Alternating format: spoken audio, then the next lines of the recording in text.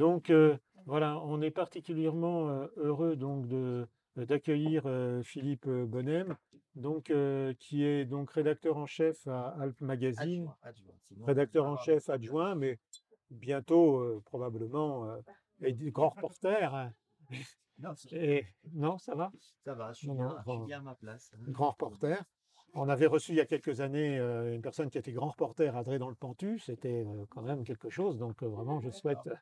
vraiment un développement de ta carrière de cette envergure. Bah, En tout cas, donc rédacteur en chef adjoint donc de Alpes Magazine, qui est peut-être le magazine phare de la montagne dans les deux pays dans les pays de Savoie.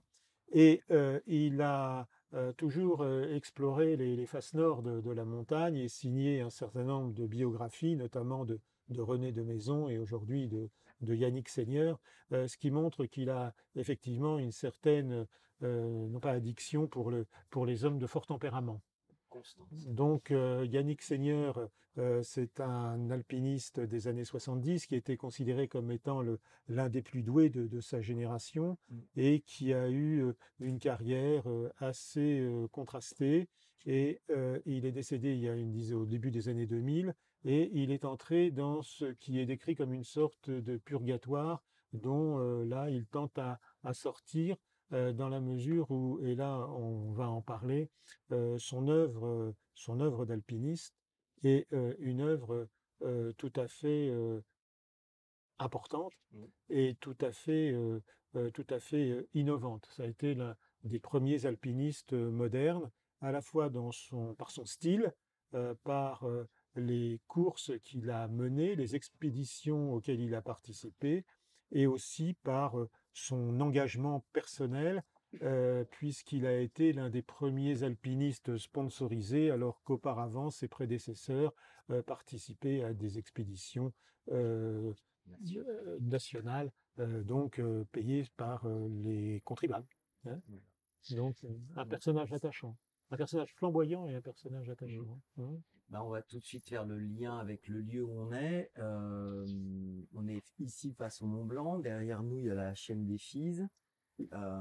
Cette chaîne des Fises, ben Yannick, c'est sans doute là où ses yeux se sont posés la dernière fois, puisqu'il est mort ici à Pracoutan, dans un centre de soins palliatifs, en ayant cette chaîne-là sous les yeux, et puis la chaîne des Fises, qui était juste derrière lui, où il a signé des grandes voies d'escalade à une époque où l'escalade artificielle était très à la mode, et notamment un endroit qui est particulier de cette chaîne, qui est le marteau, donc un énorme toit qui s'avance. Et donc dans les années 70, effectivement, il a été, on va dire, l'un des plus ardents protagonistes de cette technique d'escalade qui utilisait, on va dire, beaucoup de matériel. C'était pas de l'escalade libre parce que c'était pas encore inventé. Et en même temps, il avait son regard qui se tournait juste de l'autre côté, donc de Megève, où il était originaire, puisque la famille Seigneur est originaire de Megève. Donc voilà, ça c'est à la fois un début et finalement une fin. Il est mort en contemplant ces montagnes. Bon, il est mort malheureusement, on va dire, très jeune, puisqu'il avait 60 ans d'un cancer. Il était né en 41 à Paris. Comme ça se faisait beaucoup, puisque beaucoup de Hauts-Savoyards étaient expatriés à Paris à ce moment-là pour avoir du travail. Donc son papa et sa maman effectivement était expatrié à Paris, où il a passé grosso modo les 10 premières années de sa vie avant que son papa puisse trouver un emploi à Megève et puis faire ce que fait tout bon au Savoyard, c'est-à-dire construire sa maison sur le terrain familial. Et donc on va dire que finalement, Yannick, c'est même pas en revenant tellement en Haute-Savoie à l'âge de 10 ans qu'il découvre la montagne, parce que c'est pas des familles qui font beaucoup de montagnes, c'est des familles modestes. Son père travaillait à la commune de Megève, et puis sa maman Solange ne travaillait pas. Elle élevait ses deux fils, donc il y a Yannick et Philippe qui sont assez proches, qui se ressemblent beaucoup physiquement, deux grands garçons, deux beaux garçons, pour qui Solange a des projets importants, c'est-à-dire qu'elle veut que ses garçons fassent des études supérieures. Ce qui est assez logique dans cette période d'après-guerre où on a envie que ses enfants aient une existence meilleure que la sienne, en tout cas Et Yannick est élevé, on va dire, avec une maman qui est très présente. Et donc, il découvre en fait la montagne à Lyon, où il fait ses études à l'INSA, l'Institut national des sciences appliquées. Donc, il était parti, et d'ailleurs, il le sera, diplômé. Il est diplômé ingénieur en sciences, en génie mécanique. Et en fait, un peu comme un jeune homme qui a bien obéi à sa maman jusqu'à l'âge de 20 ans, il va tout envoyer balader parce que quand il est à Lyon, il y a des falaises d'escalade qui sont pas très loin à Saint-Étienne, dans voilà les falaises de Corbière. Et donc ses copains, ses coturnes, comme on dit, ses collègues de l'institut, l'embarquent là-dedans. Et ça lui plaît bien. Ça lui plaît parce qu'en fait, Yannick, c'est quelqu'un qui, je pense, aimait, enfin, un ingénieur, c'est quelqu'un qui aime résoudre des difficultés. Et donc, l'escalade, parce que c'est de l'escalade, ce qu'il fait à ce moment-là, c'est des gens qui vont faire marcher sa tête. Et il va se révéler assez doué et très doué même à ce jeu. Et donc là, on est en 61, il a tout juste 20 ans. Il va faire quelques, entre guillemets, bêtises, si on peut dire, c'est-à-dire il va faire quelques grandes voies un peu olé olé dans le Vercors, parce que c'était aussi Ouais. le massif de proximité quand vous habitiez Lyon, que vous aviez une 2 chevaux et que vous aviez généralement le samedi dimanche pour faire l'aller-retour bivouaquer. Donc ils partent avec des copains dans le Vercors. Et donc, toute cette falaise orientale du Vercors, là, qui couvre de Grenoble jusqu'au Diois, eh ben, elle présente un nombre impressionnant de voies qui aujourd'hui sont plus très à la mode parce que c'est du rocher, un peu de mauvaise qualité, et notamment le Mont Aiguille, qui était à un moment la montagne un peu phare pour... En fait, c'était l'étage intermédiaire entre l'escalade de longue voie, puisque là, c'est des voies qui font 350 mètres, et puis ensuite aller en haute montagne, puisque là, vous restez au niveau des alpages. Donc, à l'époque, de toute façon, ils suivent, tout ça est en autodidacte, hein, c'est-à-dire c'est des copains qui vous apprennent et vous apprenez sur le tas. On peut dire qu'il a eu de la chance à ce moment-là, parce que sans doute, il aurait pu se tuer. Il se fait quelques frayeurs, mais voilà, tant mieux, ça s'est pas fait. Et en fait, presque en douce, il va passer le guide sans le dire à sa mère. Alors, il y a Georges Paillot qui est là, mais je vais pas l'embêter. À l'époque, Il écoute. le guide se passait de manière plus rapide qu'aujourd'hui. C'était moins compliqué et voilà.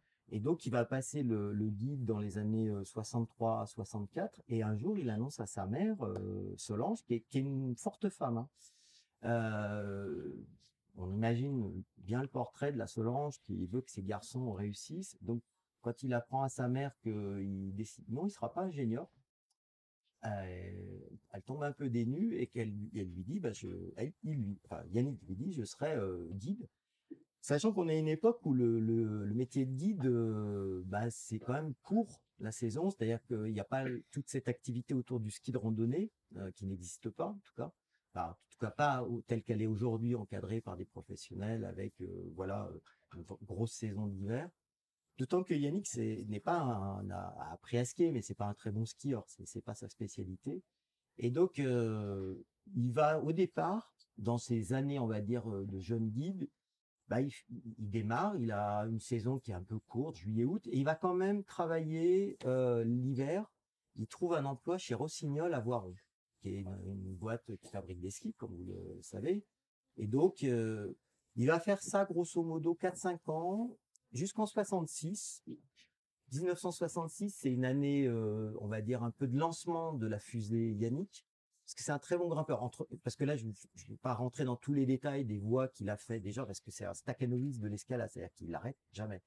Des voies à l'Aiguille du Millier avec une jeune femme qui s'appelle Odile Mossaz, dont j'ai appris la semaine dernière qui c'était, enfin, parce que sa fille est tombée sur le bouquin, Isabelle Hébert, et elle habite à la Balme de Thuy, et elle m'a dit, ah, mais Odile, c'est ma maman. Ah, j'ai dit, ah bon, mais c'est qui cette Odile? Je vous fais un petit aparté, parce que j'ai eu beau chercher, j'ai pas trouvé Odile Mossa. Bah oui, elle s'est mariée, elle a un nom d'accord, elle est devenue médecin, et faire une première à l'Aiguille du Midi au tout début des années 60 avec une femme, c'était extrêmement rare, ça n'existait pas. Donc, en plus, elle a son nom, on va dire, sur les tablettes, hein. C'est la voix Yannick Seigneur et Odile Mossa. Voilà, bon, la petite aparté, j'espère pouvoir la rencontrer bientôt pour savoir qui était cette dame, comment ils s'étaient rencontrés. Et donc 66, c'est une année un peu donc importante. C'est le Benjamin d'une petite expé, parce que c'est pas une grosse expé, Georges me démentira pas. En fait, la France a la possibilité d'aller au Huascarán, qui est au Pérou. C'est un sommet de 6000 mètres. Sans trop entrer dans les détails, c'est un sommet par défaut. C'est-à-dire qu'à l'époque, les autorisations, les pays donnaient pas des autorisations comme ça aux nations, et donc il devait aller au Népal, et finalement, ben voilà, ça sera le Pérou. Et Yannick et le Benjamin, c'est un sommet pas trop difficile. Il a en 66, il a 25 ans. Merci, merci, merci Liliane. Je compte sur vous pour si je me pour quelques années. Et donc voilà, il fait ça les doigts dans le nez, on va dire. Il fait ça les doigts dans le nez. Et donc dans ses compagnons de cordée, il y a Claude Jacou, il y a notre ami Georges Payot qui est ici, que j'ai rencontré, qui est un monsieur adorable, dont j'aimerais d'ailleurs bien faire un jour le portrait, parce que lui, ce que il est un peu plus loin. Bon, je sais pas si il y a des gens qui se souviennent de cet acteur qui s'appelle Robert Dalban dans les films. Ah, ça fait plaisir. Robert Dalban. Eh ben, Georges Payot, c'est le Robert Dalban de l'alpinisme. C'est-à-dire, c'est le mec que vous identifiez tout de suite, qui a pas forcément le premier rôle, mais tout le monde se souvient de ses répliques dans Les Tontons Flingueurs. Qu'est-ce que je cher à ces messieurs. Mais voilà, bon, c'est un aparté, mais c'est vrai que lui aussi a une carrière prodigieuse. C'est un homme très très discret et il a côtoyé tous les plus grands alpinistes, tous les ténors de l'alpinisme. Mais voilà, c'est pas le soliste. Et d'ailleurs, ils vont se retrouver ensemble en 71 au pilier ouest du Makalu. Donc j'avance assez rapidement. Mais pour voilà, 66-71. En fait, en 66, il prend conscience de ses possibilités. Et parce que, vous savez, la carrière d'un homme, elle est faite, on va dire, d'assurance que vous prenez progressivement. Ça tombe. Il y a des gens qui sont très sûrs d'eux, mais Yannick, c'est pas un gamin de la montagne, il a pas couru les montagnes tout petit, voilà. Et bon, ses potes avaient remarqué qu'il était très bon en escalade, mais après, le stade au-dessus, c'est les grandes voies, c'est la neige, c'est l'altitude. Et en altitude, mais il se frise, il fume à 7000. Voilà, c'est ça aussi. C'est le Yannick, on fume beaucoup et il est très bien en altitude. Et donc, à partir de 66, en fait, il est repéré, on va dire, parce qu'on est encore à la fin de l'époque des expéditions nationales. C'est-à-dire que vous pouviez déjà partir avec une bande de copains, ça se faisait, faire des sommets, on va dire, d'altitude, mais c'était trop coûteux pour généralement le voyage, etc. Ça se faisait dans des pays, on peut dire, intermédiaires comme le Pérou ou l'Afghanistan, on a un peu oublié, ou même l'Iran, il y avait des expéditions comme ça d'amateurs qui partaient. Et lui, en fait, c'est une espèce de Formule 1, quoi.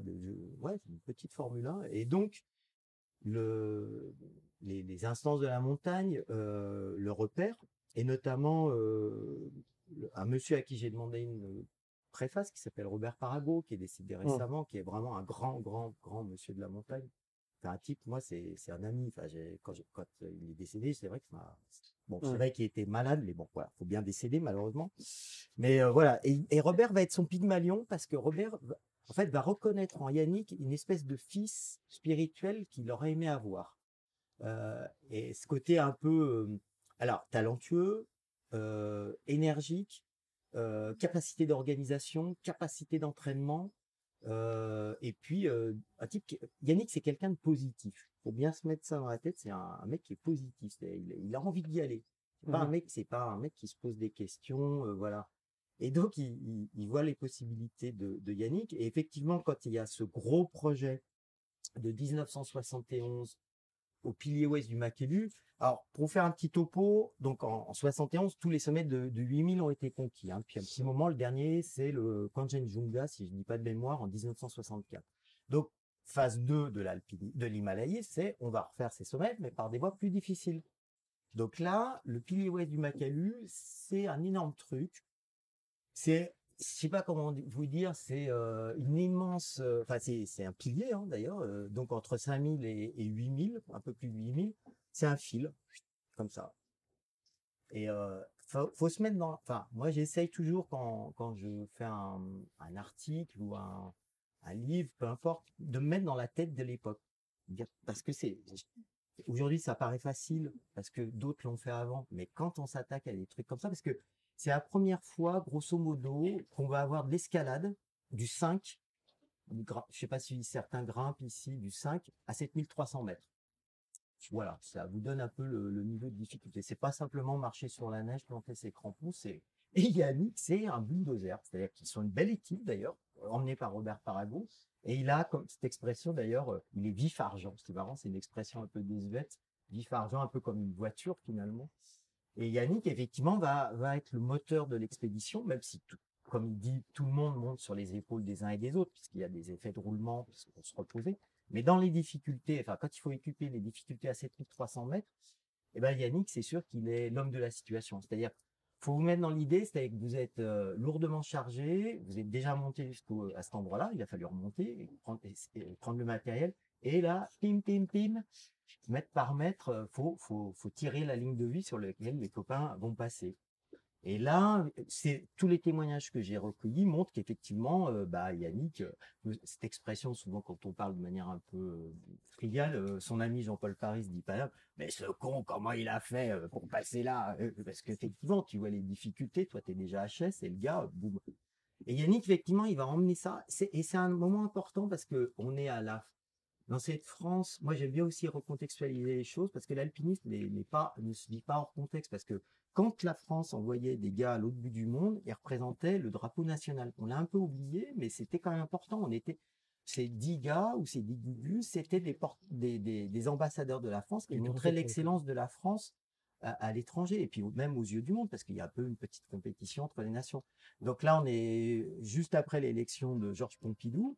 Et donc, il y a encore ce côté un peu nationaliste, même si c'est moins exacerbé qu'après-guerre, et de montrer, voilà, derrière, peut-être qu'on peut vendre quelques Concorde à ces pays, j'en sais rien, mais il y a quand même aussi cet aspect-là quand on on paye une expédition, parce qu'ils partaient, faut vous imaginer, en 71, ils sont partis de janvier à mai. Ils arrivent au sommet le 26 mai. Donc c'est long, hein.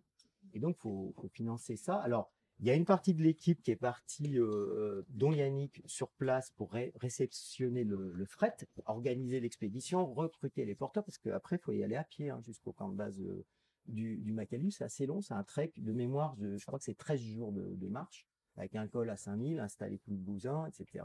Et puis, il y a la deuxième équipe qui suit au mois de mars. Et Yannick, ils arrivent en fait in extremis parce que vous savez, enfin vous qui êtes des montagnards ou qui avez lu beaucoup de livres sur la montagne, vous savez que grosso modo, fin mai, début juin, arrive la mousson en Himalaya. Donc il y a toujours ce timing qui est un peu serré. Et donc quand vous avez fait des tentatives, donc le 26 mai, ils y arrivent. Et ce qui est chouette, moi aujourd'hui avec les archives qui sont souvent numérisées, il y a eu 2 films faits sur cette expédition Makalu. Il y a un film fait par, on va dire, la Fédération française de la montagne et de l'alpinisme, enfin le comité Himalaya FFME. Et puis, à l'époque, il y avait une équipe de télévision, d'Antenne 2, ça s'appelait encore comme ça, qui était venue les voir et qui a fait aussi un deuxième film, plus court. Et on voit une scène, moi, que j'ai trouvé super poignante.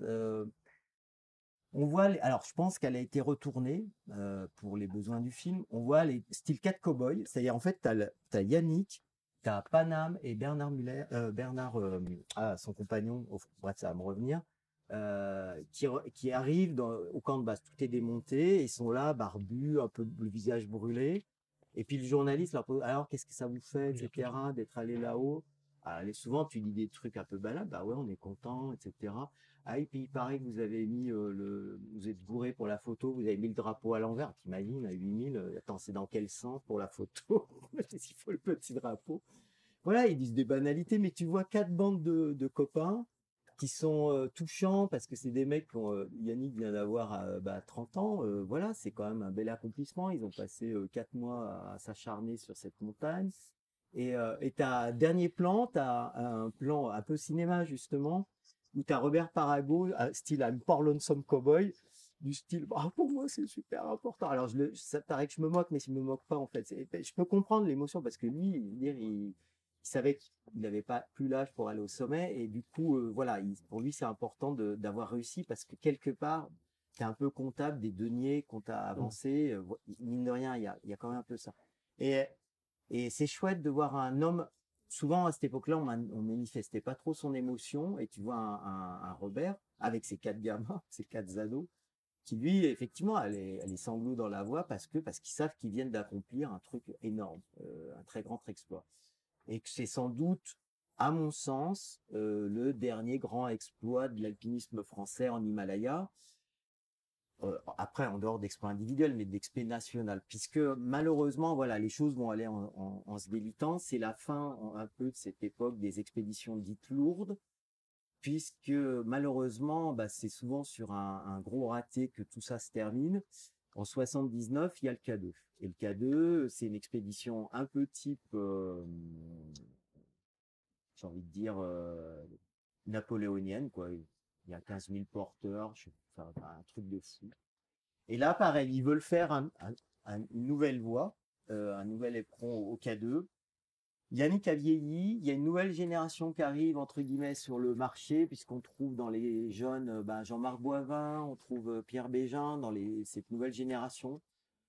Dire que ça colle pas, ça serait exagéré, mais je pense ils ont pas forcément des choses à se dire, qu'il y a quand même déjà il y a le chef d'expédition tient peut-être pas super bien ses hommes, bah, peu importe, de toute façon, en tout cas, c'est quand Robert Parago vient en visite au camp, là, pas en tant que chef d'expédition, mais en tant qu'on va dire délégué de la fédération, il sent très bien que ça part un peu dans tous les sens, qu'il y a pas vraiment de stratégie. Et là, pour le coup, Yannick, moi, quand j'ai regardé ses journaux de bord, c'est extrêmement lapidaire. Hein. J'ai monté tel truc. On sent enfin, excusez-moi l'expression, il se fait chier.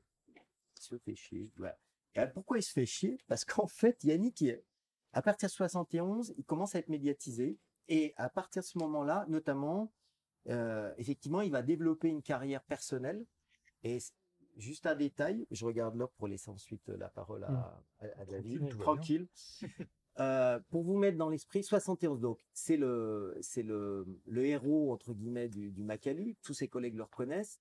Il a droit, d'ailleurs, ce qui est une rareté, à co-signer avec Robert Parago le livre de l'expédition, Makalu Pilier Ouest, qui se faisait jamais, puisque c'était toujours le chef des livres. Mais là, pour le coup, c'est Robert qui décide de l'associer parce qu'il estime qu'il a il a joué un rôle moteur. Et puis, il y a des liens d'amitié très forts entre les deux hommes. Ce côté, c'est mon fils spirituel. Et par contre, Yannick derrière va se dire, et puis c'est le début des années 70, de ces belles années d'expansion que certains ont connues, hein, vous savez, même s'il y avait de l'inflation, c'était quand même, on avait une croissance à la chinoise dans ces années-là. C'était du 10%. Hein, ça aussi, on l'a un peu oublié. Et donc, Yannick est contacté par un fabricant de lacets qui s'appelle Béal, qui est à Vienne, et dont le fils vient de reprendre l'entreprise et qui veut se diversifier dans les cordes d'escalade. Et donc, comme Yannick est là pour le coup, il va pas simplement imposer son nom sur la corde, il va vraiment mettre au point la corde parce qu'il sait ce que c'est que certaines contraintes mécaniques, etc. Et donc, Michel Béal, que j'ai interviewé, m'a dit effectivement, sans Yannick, je faisais pas de corde. Ça aurait peut-être été quelqu'un d'autre, mais en tout cas, il était vraiment le metteur au point. Et ce qui est une énorme nouveauté qui va vous paraître anecdotique, mais les cordes étaient mises dans des sachets plastiques. Vous savez, elles sont enroulées en forme de 8 et c'était sachets transparents. Et pour la première fois, il y a la gueule du mec qui l'a conçu, donc Yannick. Un peu peut-être comme ça se faisait dans d'autres sports. Le tennis, ça commençait, mais c'est une grande nouveauté. Souvent, les alpinistes avaient été, entre guillemets, concepteurs techniques pour des chaussures de rando, de montagne, pardon, d'alpinistes. Donc ça, la marque Galibier ou d'autres choses. Mais on voyait pas leur tête. On savait pas forcément à quoi ils ressemblaient. Là, et donc ça, c'est décliné à des milliers d'exemplaires. C'est vendu à l'export parce que c'est vendu aux États-Unis.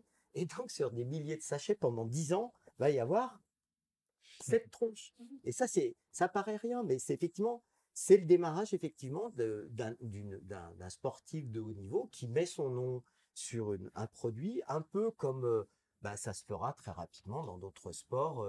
Les raquettes Donnet seront associées à Borg ou d'autres marques, ou plus simplement sur des. Alors c'est pas sur les bateaux, c'est souvent le bateau s'appelait Fleury Michon, il était skippé par Alain Collard, mais on rentre dans ce sport professionnel parce que je peux vous donner les détails, mais sur une corde, qui était produite par Béal, Yannick devait toucher 2 à 3%, ce qui quand même forme des sommes importantes, surtout quand ça marche bien. Et en plus, il est malin, le Yannick. Là encore, je vous donne des détails, mais qui en disent beaucoup. C'est le premier qui imagine des cordes multicolores. Les cordes étaient monocolores. C'est un petit détail, mais ça change tout. C'est-à-dire que ça plaît aux jeunes. Ça plaît aux jeunes grimpeurs d'avoir des cordes Et multicolores. grimpeuse. Et grimpeuses. Mais et ça marche très bien. C'est-à-dire Béal, qui n'avait pas d'expérience dans la corde, il explose, voilà, ces chiffres. Et pendant 10 ans, ils vont effectivement avoir une collaboration fructueuse. Et donc, ça met en place petit à petit cet état. On voit les revenus de Yannick commencent à se diversifier. Par exemple, et c'est pour ça que je fais parfois des allers-retours. Quand il est en 79 à l'expédition nationale K2, en fait, il n'aurait pas dû être là. Il fait plaisir à son ami Parago, mais voilà, il donne pas ce qu'il doit donner. Et lui, on voit dans un courrier qu'il envoie à Robert, parce qu'il s'écrivait, ça c'est le bon côté des archives, parce que je sais pas ce qui se passera avec les archives numériques, mais moi j'ai pu travailler avec des choses que vous avez connues, qui s'appellent des pelures. Quand vous écriviez une lettre à la main, vous aviez un carbone, et voire deux carbones, trois pelures. Donc tout ça, donc les originaux je les ai pas effectivement, mais j'ai les pelures imprimées avec le carbone. Et là je vois effectivement son écriture, je vois ce qu'il écrit. Et en gros, à un moment, il écrit à Robert en lui disant: t'es bien gentil avec ton K2 expédition nationale, mais moi je le sens pas. Moi voici ma liste de mes projets, pam pam pam. Et donc il se frite un peu, et Robert le père entre guillemets, peut-être, t'es gentil, mais parce qu'en fait Yannick devait quand même passer sous les fourches codines de la fédération pour obtenir une lettre d'accréditation quand vous montiez une expédition au Népal ou dans un pays. Il fallait une sorte de lettre diplomatique pour être introduit via votre fédération. Donc il ne pouvait pas trop se passer de la fédération. Donc il y va. Et après, effectivement, à partir de ce ratage de cette expédition, Yannick va développer ses propres expéditions, ce qu'il avait déjà commencé à faire au Hidden Peak dès 76, où là c'est un 8000 qui est pas trop difficile, où là effectivement il met en place ce qu'il a compris, parce que là aussi un truc que j'ai découvert, on sent l'ingénieur, il y a des diagrammes. Vous savez, là aussi vous avez dû connu le papier millimétré. Et sur le papier millimétré, en fait, tu as des petites colonnes, en fait, qui tiennent à jour, en fait, sa progression jour par jour quand il est en expédition. Au début, je comprenais pas trop, mais c'est simple, effectivement, c'est du style, je suis monté à 8000, enfin à 3000, je suis redescendu à 2005, je suis remonté, voilà. C'était censé leur permettre de s'acclimater, c'est-à-dire, bon, depuis, ça a un petit peu changé. Et lui se rend compte, en fait, que en rencontrant des athlètes qui rentrent des Jeux de Tokyo, en fait, qu'en s'entraînant en altitude, ils peuvent faire ce qu'on appelle en anglais un one push, c'est-à-dire plutôt que faire ces fameux diagrammes, je monte, je descends, je me repose, je monte encore un peu plus haut, je redescends, je me repose, je monte un peu plus haut, puis je redescends, je me repose, et je vais au sommet, je redescends par étapes. Et ben, en 3 étapes, je peux aller au sommet. Et le Hidden Peak est un bon exemple parce que c'est pas un sommet trop élevé. Il est dans la chaîne du Val Toro. Et donc, ils trouvent un compagnon de cordée, un cinéaste. Et donc, ils se disent, ben, sachant qu'ils avaient échoué en 76, hein, je vous la fais courte, mais en 78, ils refait ça. Donc, camp 1, camp 2, sommet. Et redescendre direct. Technique alpine. Alors, je dis pas que c'est l'inventeur de ça. Ça se faisait déjà, les Anglais avaient compris certaines choses aussi, mais il est dans le bon mouvement. C'est-à-dire qu'il comprend que sur un sommet, souvent ce qui t'épuise, ben, c'est de les monter, les descendre, parce que tu laisses quand même des forces. Et puis au plus, tu grilles des créneaux météo. Parce qu'avec ces histoires de montée et de descente, ben, il y a un moment, il fait bon, t'es en bas ou camp de base à te reposer, et puis 3 jours après, c'est mort. Donc, effectivement, il comprend que cette possibilité de faire sur des sommets de 8000 des one push, donc de monter très rapidement par étapes, en 3 camps, 4 camps, ça fonctionne. Et il fait un film qui s'appelle, comment il s'appelle ce film déjà? 3 camps pour un 8000 ou quelque chose comme ça. Attends, D'Afanasieff. non, non, non, non, là c'est Broad Peak 78, pardon, 3 bivouacs pour un 8000, voilà. Et il s'autoproduit, ça aussi, c'est aussi intéressant, c'est-à-dire qu'il met des sous, il embauche un cinéaste qui va l'accompagner aussi loin que possible. Éventuellement, ils vont prendre une petite caméra pour filmer les images du sommet. Et après, il va monter le film et il va le faire une tournée type connaissance du monde. Si je vous raconte cette histoire de William Flick, c'est à la fois pour raconter effectivement qu'il a été assez novateur sur cette histoire de monter sans faire d'aller-retour. Et c'est une jolie expédition. Tu te dis tout se passe bien. Effectivement, son compagnon Georges Bettembourg s'arrête juste sous le sommet. Yannick va au sommet, enfin moi c'est ce que je pense, c'est ce que je retrouve dans ses notes. Le cinéaste qui l'accompagne, il avait une telle caisse que pourquoi il serait pas allé au sommet, bref. Sauf qu'il fait pas de photos. Sauf qu'il rapporte pas d'images, bref. Et qu'il décide, moi je le pense par, ouais ça me semble un esprit d'amitié chevaleresque, de dire que Georges aussi a été au sommet. Et dernier élément, comme ça se faisait d'après le cinéaste de l'époque, comme ils n'ont pas d'image du sommet, eh ben, ils vont tourner des images de raccord dans le massif des écrins, dans les bancs. Et on est en 60. Et donc, j'ai interrogé, j'ai dit, ça se faisait? Il me dit, ouais, ça se faisait. Sauf que quand ce film passe dans les festivals, il y a des gens avertis qui remarquent qu'il y a un truc qui colle pas pour le sommet. Et c'est pas dit. Donc, déjà, premier doute, c'est un style. Deuxième truc, Georges Bettembourg, qui est un garçon adorable, a des remords et commence à s'épancher en disant, mais non, mais je suis pas allé au sommet. Et puis toi, Yannick, je suis pas sûr que tu es allé au sommet parce que il me semble que le temps entre le moment où tu m'as laissé et le moment où et ils ont une explication orageuse, sachant qu'en plus c'est souvent marrant quand tu interroges des alpinistes qui ont fait de la haute altitude et par exemple Jean-Paul Paris alias Paname quand ils ont été au Makalu, il y en a deux là qui vont au sommet, il y a Yannick et Bernard, pas Muller mais bref ça va me revenir. Et Paname se sacrifie, s'arrête juste sous le sommet, leur file l'oxygène. Et il me dit, mais moi, mais merci. Il s'est sacrifié, il a réglé les débits et pour que ses potes aillent au sommet. Sauf que, je veux dire, quand tu calcules, enfin, quand il calcule le temps entre le moment où Yannick est allé au sommet et le retour, Paname, mais il est dans le cirage complet. Il dit, vous avez mis 10 minutes pour faire l'aller-retour. Sauf qu'ils ont mis 1 heure. Voilà, ça aussi, on perd la notion de temps d'altitude. Donc, Georges Bettembourg a sans doute aussi, il n'est pas meilleur que les autres pour ça. Voilà, Yannick le laisse à un point X, Yannick va au sommet. Malheureusement, il rapporte pas d'image. Mais effectivement, il estime que le temps que Yannick aille au sommet, il y a un truc qui est pas clair. Effectivement, je pense qu'à ces altitudes-là, on perd la notion du temps parce qu'on n'est pas à regarder sa montre toutes les 5 minutes. Et encore qu'on puisse la regarder avec la carapace de vêtements qu'on a sur soi. Et donc voilà, ce qui part belle réussite, donc un 8000 fait proprement, et ben petit à petit, tac, tac, le doute s'instille. Et comme Yannick est quelqu'un de, on va dire, très individualiste, qui a pas forcément développé de relation avec son milieu de l'alpinisme, qui regarde souvent un peu avec condescendance, parce que c'est un peu le propre des fois des mecs qui sont très bons, c'est-à-dire qu'effectivement, ils ont souvent un petit côté méprisant pour ceux qui sont moins bons. Et bah là, je veux dire, il se fait canarder propre et net, parce qu'effectivement, ses amis ou ses ennemis attendaient que ce moment de faux pas. Sachant qu'il avait commis un autre faux pas avant, qu'il avait moins, entre guillemets, qui était moins connu, mais qui va en fait, beaucoup impacter sur sa carrière. Je vais dire ce grand couillon de Yannick, parce que c'est quelqu'un pour qui j'ai beaucoup d'affection. En 74, il avait monté une petite expédition commerciale au Népal sur le Tabotche, qui est un 6000. Et d'ailleurs, c'était une des premières expéditions commerciales. Il avait trouvé des clients. Voilà, très bien, il emmène.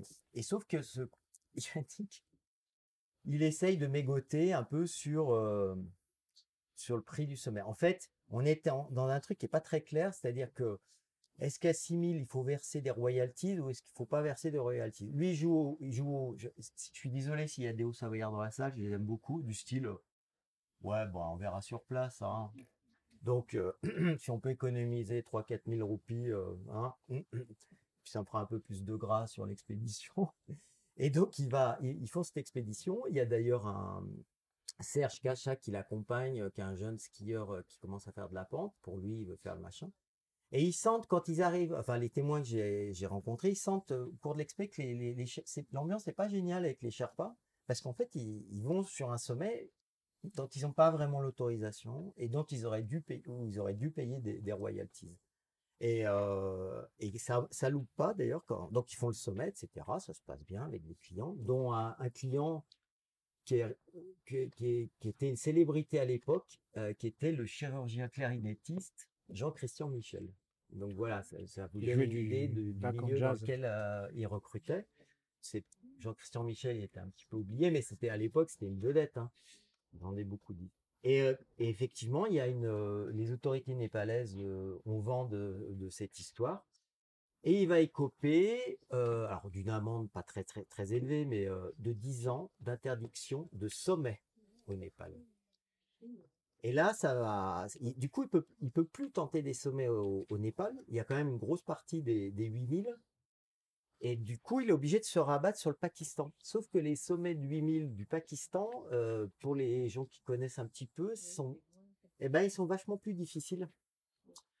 Alors, vous me direz, Yannick, c'est pas quelqu'un qui voulait, en tout cas moi c'est ce que j'affirme, c'est pas quelqu'un qui choisissait la facilité pour faire des sommets, c'est quelqu'un qui voulait faire des sommets par des voies nouvelles éventuellement.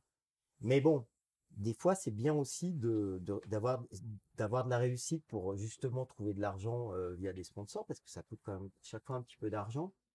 Et donc, il va se rabattre sur le Nanga Parbat, qui est un sommet dont on a beaucoup entendu parler avec le sauvetage de notre... Elisabeth Revol. Merci, Elisabeth Revol, qui est un sommet difficile, dangereux, et il va échouer plusieurs fois, une fois, deux fois. Alors, il y a des éléments objectifs aussi, c'est que, comme je dis, c'est un sommet difficile, il y a aussi l'élément... en fait, il a du mal à recruter des compagnons de cordée qui ont un super niveau. Ça aussi, c'est un peu le problème. Donc, des fois, c'est un peu marrant. C'est un peu comme si aujourd'hui, vous disiez, je sais pas, vous recrutiez un peu sur du CV des gens pour faire un truc.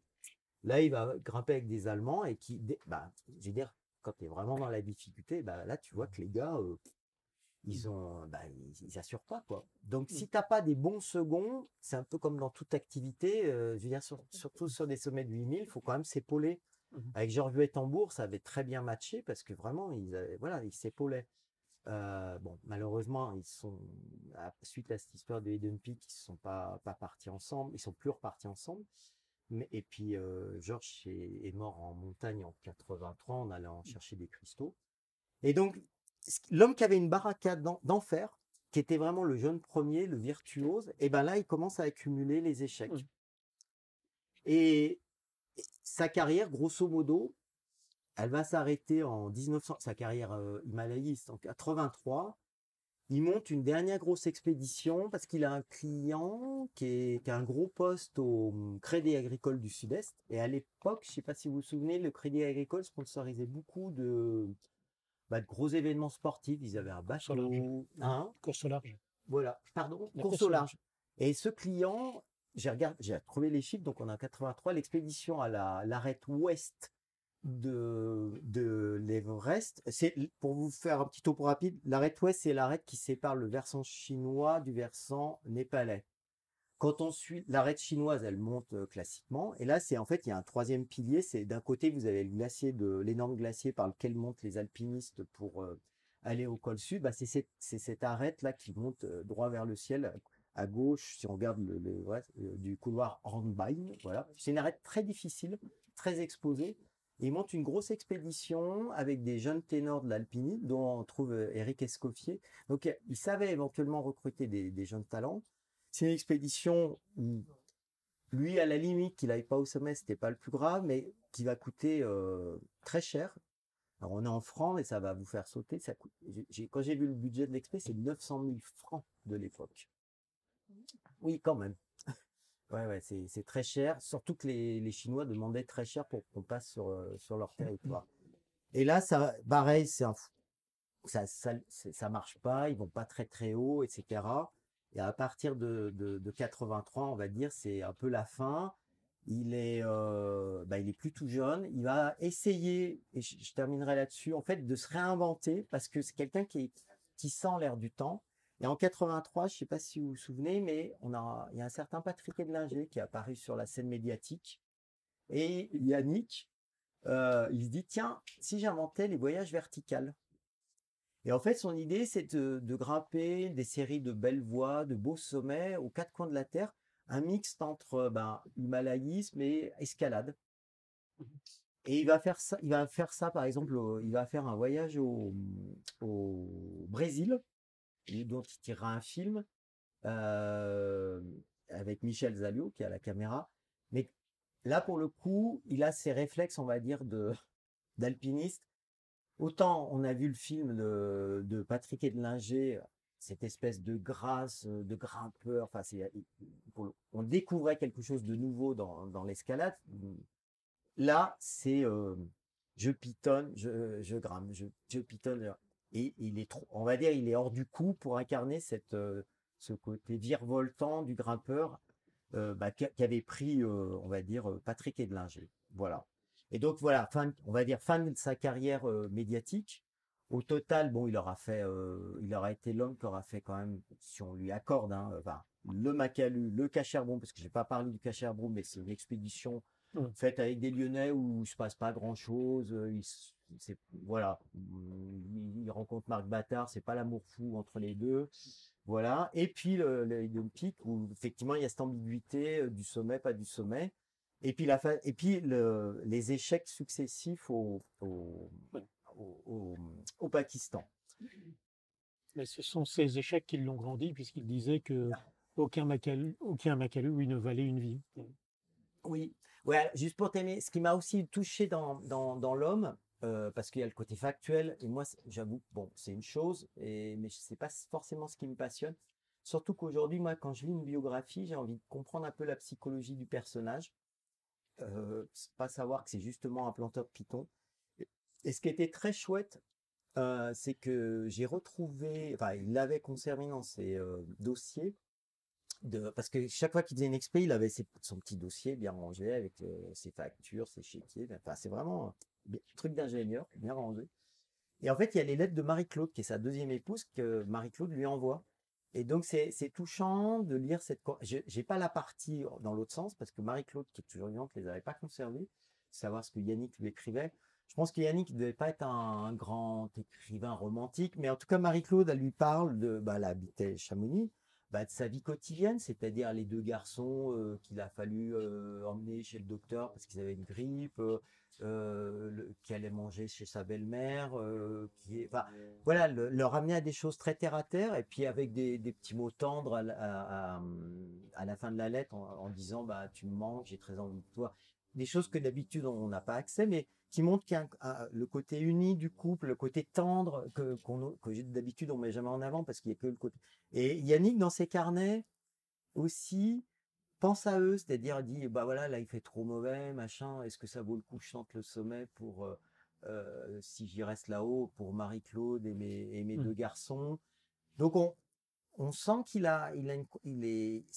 c'est pas quelqu'un d'égoïste, c'est quelqu'un qui pense aussi à redescendre sur Terre, même si il a qu'une envie quand il est de retour à Chamonix, il pense déjà à sa prochaine expédition.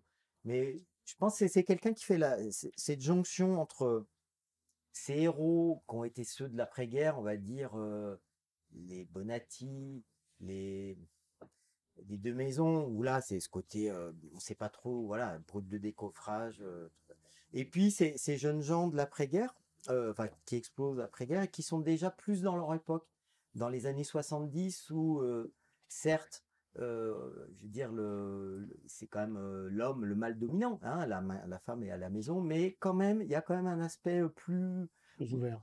plus ouvert, plus féminin dans leur personnalité, qui va se révéler. Je vous avais pas parlé de l'histoire du Python bijou parce que Mm. finalement c'est très anecdotique, c'est un peu comme le sparadrap du capitaine Haddock qui va lui couler sur les doigts. En fait, pourquoi il fait ce truc? Un jour, il rencontre un gars qui s'appelle Dominique Martial, qui est quelqu'un qui vient de la pub, de la photo de mode à Paris. Et Dominique est un mec que j'ai rencontré, qui est toujours vivant, qui est un bon vivant, qui est un bon déconneur. Et, il lui propose de dire tiens, pourquoi tu ferais pas un petit Python bijou? Je m'occupe de tout, je connais un petit artisan dans le sentier, parce qu'à l'époque ça se faisait à Paris et pas en Chine, ces trucs-là. Et voilà, Yannick se retrouve embarqué dans ce truc, il a pas dû gagner 3 sous là-dessus, parce que je sais pas si même Dominique se souvenait pas s'il en avait vendu beaucoup. Mais par contre, effectivement, cette image de Yannick Oui. qui est là. En fait, là, c'est une des séries de la photo qui a été, parce qu'il y a toute une série de photos qui a été faite par Dominique Martial, qui lui, donc, sait faire des photographes, qui est inspiré d'ailleurs, je l'explique, en fait, d'une photo de Yves Saint-Laurent faite par Jean Loussieff. Si vous cherchez Jean Loussieff, Yves Saint-Laurent, il y a toute une série de photos comme ça, il est à demi-nu, voilà. Sauf que Yves Saint-Laurent pouvait revendiquer à l'époque, dans le milieu dans lequel il évoluait, son homosexualité. Quand cette image a été publiée, cette pub a été publiée dans Lui, avec un slogan dont je vais parler tout de suite. Lui, le magazine Lui, que les hommes ont bien connu, 300 000 exemplaires à l'époque, et dans la montagne alpinisme, il y a eu trois types de réactions. En gros, c'est qui se pédait, je suis désolé. C'est quoi ce côté, ouais, qu'un alpiniste fasse de la pub pour un petit bijou, il y avait ce côté truc pas clair, enfin c'est un PD quoi, voilà, ou un chanteur à minette. Et puis non mais il faut dire les choses, je veux dire c'est aussi ça le ressenti. Et puis il y avait le slogan qui était ravageur, où il jouait sur son nom la race des seigneurs. Sauf alors faut bien se remettre dans le contexte de l'époque. On est en 1974-75 parce que c'est fin 74 début 75 quand cette publicité paraît. J'ai bien regardé mes classiques ou voilà. En 74-75, on parlait pas de la Shoah. C'est bien plus tard qu'il y a eu le procès Barbie, qu'il y a eu le film de Lanzmann sur la Shoah. C'est début des années 90 qu'il y a eu le procès Toulier. Cette génération-là, quand elle fait ce pied de nez qui fait une référence à un des termes utilisés par les nazis, qui s'autoproclamaient la race des seigneurs, ceux qui avaient vécu la guerre, qui étaient adultes, se souvenaient très bien de ce que ça signifiait. Eux, c'est des sales gamins qui font de la provoque pour provoquer le bourgeois. Voilà, faut bien se mettre. Quand j'en ai parlé à Dominique Martial, je lui dis 10 ans ou 20 ans plus tard, tu aurais repris le même scénario. Il me dit bah non, forcément. À l'époque, ça n'avait pas du tout la même connotation parce que effectivement, il n'y avait pas eu tout ce travail sur la Shoah. Il faut dire les choses, notamment le film de 6 heures c'est Claude Lanzmann. Claude, c'est Claude parce qu'il y a Jacques l'écrivain et Claude. Voilà, et puis tout ce que vous avez, tout ce qu'on a appris depuis. Donc voilà. Faut se garder de juger a posteriori, on va dire, voilà, le jugement, il est celui de notre époque, le jugement de l'époque des années 74, il n'est pas tout à fait le même, voilà. Mais c'est une image qui lui a fait beaucoup de tort. Pardon? Oui, je dis qu'il faut pas juger sur. Faut ramener enfin, c'est pas évident, hein, parce que on est les enfants de notre époque, hein, mais effectivement, 74-75, mais effectivement, certains anciens combattants l'ont très mal pris. Effectivement, il y en avait, hein, parce qu'effectivement, entre guillemets, ces petits cons s'étaient amusés à détourner un slogan nazi. Mais voilà, faut ramener les choses à leur juste proportion. En plus, Yannick, il a une belle gueule, il ressemble, voilà, à un chanteur à minette, avec ses petites pattes qui descendaient. Tu dis, c'est un type qui aurait pu être mannequin. Donc c'est vrai que je pense qu'on pardonne moins à quelqu'un à qui tout réussit et qui, effectivement, en rajoute des fois un peu dans la provocation. On va peut-être faire une pause Oui. théâtrale. Oui, d'accord. Oui. Yannick Seigneur a beaucoup écrit et il tenait ses carnets avec beaucoup de précision et Philippe Bonnem a beaucoup étudié ces carnets. Ah oui, et donc je pense qu'il y a certainement une lecture à faire sur ces carnets, notamment quand il est au camp de base. Alors, ouais, ce que j'avais un petit peu prévu, juste vous lire peut-être, en tout cas, l'avant-propos pour donner un petit peu le lancement du livre de la biographie qu'a écrit Philippe. Alors, juste que je fasse un petit aparté. Donc, David, donc c'est un comédien, c'est un réalisateur. Metteur en scène, pardon. Donc, il s'occupe du festival, co-créateur du festival Léo Plateau, qui vous invitera à la fin de la séance. Et on a un lien familial, je préfère le dire tout de suite, c'est mon neveu. Voilà, que les choses soient dites. Le monde est petit. Le monde est petit. Quand Michel m'a parlé de ces rencontres, j'ai vu le nom de Philippe et je me suis dit, le monde est petit en effet. Donc j'ai découvert la biographie un petit peu comme ça. Donc juste pour vous dire, moi j'avais prévu une lecture de 3 heures, 4 heures, un truc comme ça. Et finalement, je me dis, bon voilà, il serait peut-être temps de regarder un petit peu aussi le paysage après, qu'on s'abreuve des montagnes. Donc je vais juste vous lire un petit peu l'avant-propos pour vous donner un petit peu la patte, le langage de ce livre. Et peut-être, vu qu'on a parlé beaucoup du Makalu, vous donner les extraits de ce récit, en tout cas de cette ascension Seigneur avec tous les autres qui étaient avec lui à ce moment-là. Ok ? Et ça commence par un poème, et tu me disais que c'était sa femme, Dernière épouse. dernière tout à fait. épouse. Et je trouve que je vais vous le lire parce que je trouve que ça résume un petit peu, un petit peu la vie de Yannick Seigneur, en tout cas tout ce qui s'est passé. Voilà. Si tu seras un homme, mon fils, si tu peux voir détruit l'ouvrage de ta vie, et sans dire un seul mot te mettre à rebâtir, ou perdre en un seul coup le gain de 100 parties, sans un geste et sans un soupir, si tu peux rencontrer triomphe après défaite et recevoir ces deux menteurs d'un même front, si tu peux conserver ton courage et ta tête, quand tous les autres les perdront. Le poème, j'imagine, continue, mais c'est de Kipling en 1909. Ça s'appelle, le titre original, c'est If. Yannick Seigneur, Il y en a pour d'abord paraphraser le film, Baudelaire, du vin et du aussi. hashish en 1851, son nom résonne comme les puissants refrains des temps anciens, les chants de l'amour et de la gloire. Voilà non pas un grand alpiniste oublié, mais un grand alpiniste guère apprécié par ses pairs et relégué au purgatoire de l'histoire. Au cours de sa carrière, Yannick Seigneur n'a jamais tué personne. Mais il a fait pire. Il a commis le crime de s'afficher avec un bijou, un python d'escalade, surmonté de ce slogan ravageur, la race des seigneurs. En faisant de cet outil de l'alpinisme chargé de valeurs symboliques, un python permet de s'élever et vous sauve la vie en cas de chute. Un objet futile. Yannick Seigneur franchissait le Rubicon et se plaçait délibérément au banc de sa communauté. Dès lors, la carrière de Yannick Seigneur, l'homme aux innombrables premières, est le meilleur himalayiste français. Il avait à son actif dès la fin des années 70 3 8000, allait se résumer à ce petit bijou et à ce slogan très lourd de sens. Autres éléments qui allaient entacher sa réputation, son ascension sans autorisation du Tabochet en 1974, ce qui lui vaut une interdiction de séjour au Népal. Enfin, il y a cette première, sujette à caution, l'ascension du Broad Peak en style alpin en 1978. Son compagnon de cordée, Georges Bettembourg, doutant qu'il soit réellement allé au sommet. Sa fin de carrière comme guide de canyoning n'est pas non plus conforme à son statut de grand himalayiste. Yannick Seigneur a renvoyé de lui une image ambiguë, entre orgueil et ambition, entre calcul et provocation, mélange de Rastignac de la montagne obsédé par sa réussite professionnelle.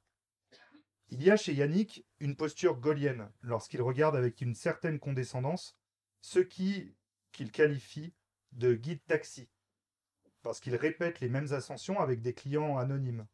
Dans le marigot germano-pratin chamonniard, on ne lui a jamais pardonné. Comme souvent, l'image publique est un miroir grossissant des qualités et des défauts d'une personne. En réalité, Yannick Seigneur était un homme de doute, épanoui au-dessus de 3000 et gauche en fond de vallée, où il fuyait les mondanités. La lecture de ses carnets d'expédition, des courriers échangés avec ses équipiers, des lettres envoyées par sa femme durant ses longues semaines d'absence, de ces kilos de paperasse qui traduisent le travail ingrat de préparation d'une expédition, bref, toutes ces archives personnelles destinées à ne jamais être publiées permettent de rentrer dans la tête, dans le système de pensée de Yannick Seigneur. L'homme apparaît dans toute sa dimension, plus humain et fragile, soucieux des siens à des altitudes où logiquement plus rien ne compte, sinon l'obsession du sommet. Se retrouver devant ces kilos de documents qui couvrent environ 25 ans de la vie de Yannick Seigneur, les éplucher, essayer de les comprendre dans leur contexte historique et les confronter aux témoignages des hommes et des femmes qui ont accompagné Yannick, fut une entreprise passionnante. Pour tout dire, je n'ai pas connu personnellement Yannick Seigneur. Lorsque j'ai démarré au mi-temps des années 80 dans ce métier de journaliste, spécialisé montagne, Yannick était déjà sorti des écrans médiatiques. Ma rencontre avec lui date de novembre 1989. 27 ans plus tard, pour moi, jeune journaliste pétri de grands principes déontologiques, l'intervieweur et l'interviewé ne peuvent avoir des liens aussi proches. Je le dis à Catherine qui ne comprend pas ma position. Les choses en restent là, et l'interview est publiée.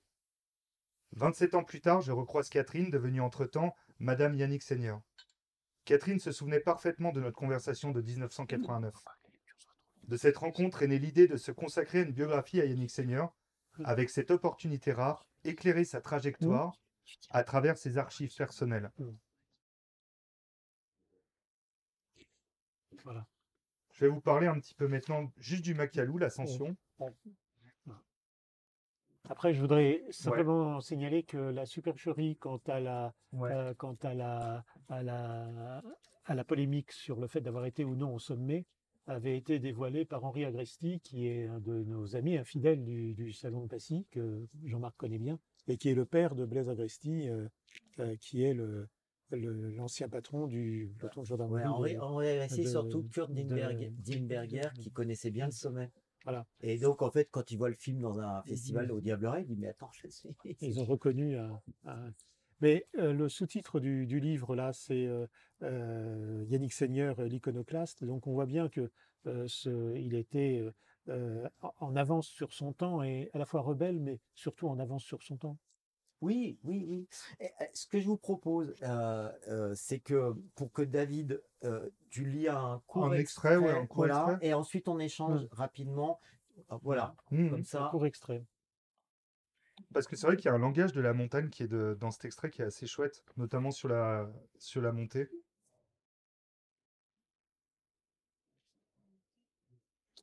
Donc, on est au camp 4. On a sauté le camp de base, on a été au camp numéro 1, comme tu disais, les cordées plutôt rapides. On arrive au camp 4.